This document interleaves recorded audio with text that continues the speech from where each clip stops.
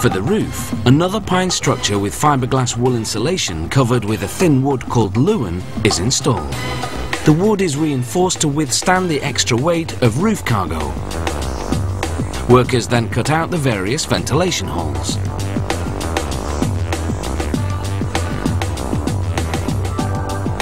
Then apply a layer of glue. Then lay down a high-performance waterproof rubber membrane, nailing it down along the perimeter. Workers install vents for the lavatory, the fridge, and for air circulation, then seal all the joints around all the vents. Last but not least, the windows, doors, awnings and any optional equipment are attached. Workers check the water, gas and electrical systems, then do what's called a seal test. A special machine applies air pressure from inside out. Wherever water bubbles, there's a leak to be repaired.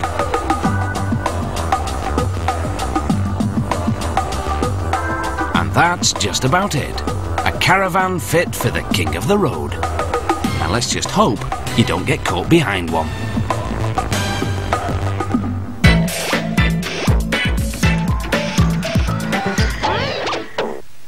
Make no mistake about it, an eraser is a school kid's best friend. And up until the computer came along, draftsmen and accountants alike relied upon this simple device to make their work presentable. But despite seeming outdated, wherever there's a pencil, its little rubber friend will never be far away.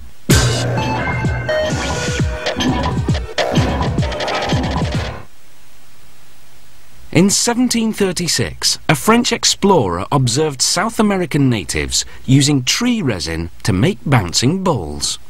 He brought this resin back home, and before long, Europeans discovered it could rub out lead pencil marks, hence the term rubber.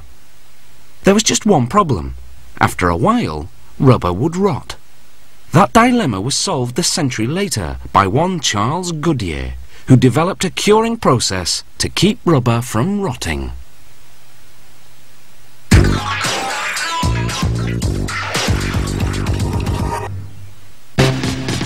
A simple pink eraser takes a fair few ingredients to make it.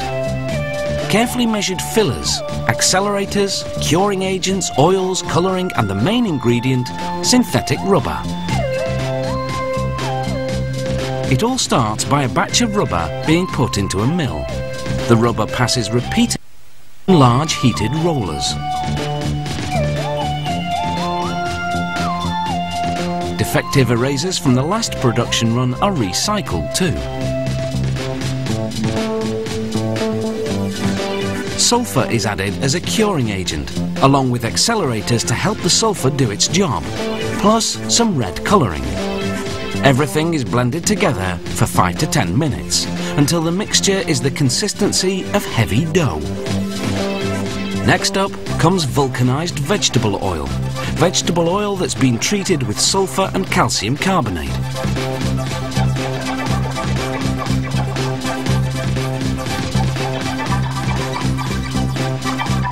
When the colour and thickness is just right, workers remove the rubber, which by now is hot and soft as a result of the milling. It's left to cool and harden at room temperature for about half a day.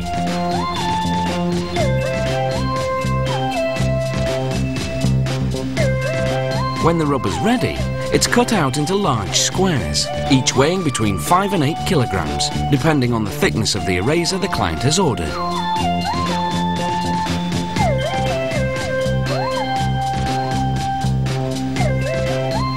The squares go into a steam-heated press to cure for about 20 minutes at 163 degrees Celsius. The pressure compacts the rubber, while the intense heat hardens it.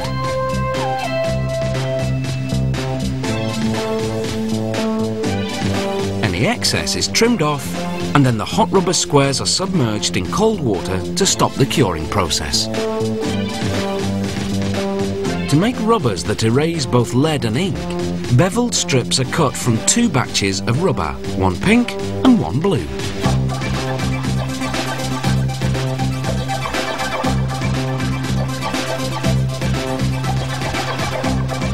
The blue contains pumice, which gives the eraser extra abrasiveness to rub out ink.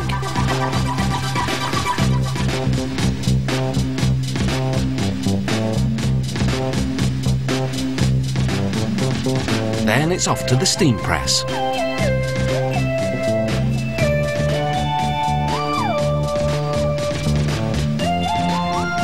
After 12 minutes, workers remove the trays, trim off the excess, and submerge the strips in cold water to stop the curing process.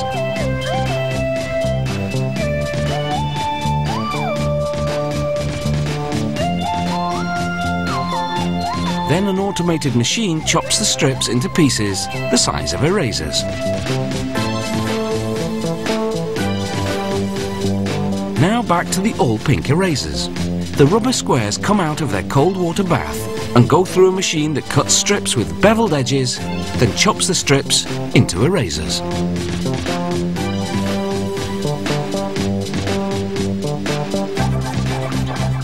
From there, the erasers drop into a giant barrel. Workers throw in some talc to prevent them from sticking together, then set the barrel spinning for 5 hours. As the erasers tumble against each other, the abrasion rounds off their edges.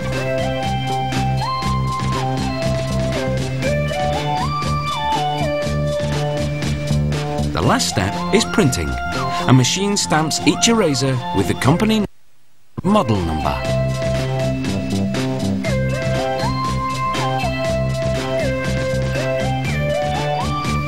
It's not the rubber that gives the eraser the ability to erase, but rather the vulcanized vegetable oil that's in it. That's what makes the eraser crumble when rubbed on paper, taking away the pencil marks with it. Now, if only we can invent one that erases mistakes made in life.